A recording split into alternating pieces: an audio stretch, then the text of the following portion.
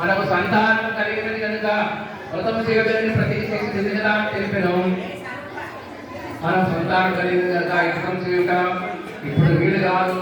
అమ్మాయి వివాహ కార్యక్రమం చేసిందని చెప్పి ఆమె సమాజానికి వ్యాపారం పట్టులోకి పోయిను. కొంతకాలంలో కళావతి యుక్త వయసు వచ్చిన దూతని పిలిచి నీవు పోయి అమ్మాయికి తగిన ఎవరిని వెతికి చూసి తీసుకుని పంపిను. సాధువు అని వైశ్యుడు అట్లా చెప్పగా ఆ దూత వెంటనే కాంచన నగరం పోయి దుర్గుడైన ఒక కుమారుని తీసుకువచ్చను.